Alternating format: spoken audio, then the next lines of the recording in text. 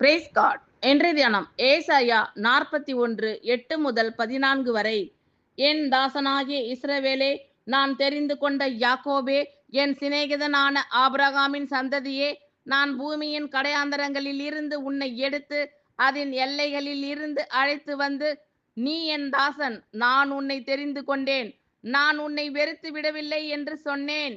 நீ பயப்படாதே, நான் உன்னுடனே இருக்கிறேன், திகையாதே, நான் உன் தேவன், நான் உன்னை பலப்படுத்தி உனக்கு சகாயம் பண்ணுவேன், என் நீதியின் வலது கரத்தினால் உன்னை தாங்குவேன்.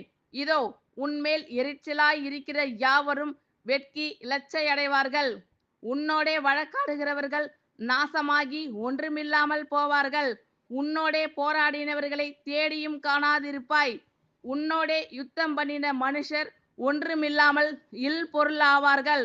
உன் தேவனாய் இருக்கிற கர்த்தராகிய நான் உன் வலது கையை பிடித்து பயப்படாதே, நான் உனக்கு துணை நிற்கிறேன் என்று சொல்லுகிறேன். யாக்கோபு என்னும் பூச்சியே, இஸ்ரவேலின் சிறு கூட்டமே, பயப்படாதே, நான் உனக்கு துணை நிற்கிறேன் என்று கர்த்தரும் இஸ்ரவேலின் பரிசுத்தருமாகிய உன் மீட்பர் உரைக்கிறார். ஆமென். Thank you Lord.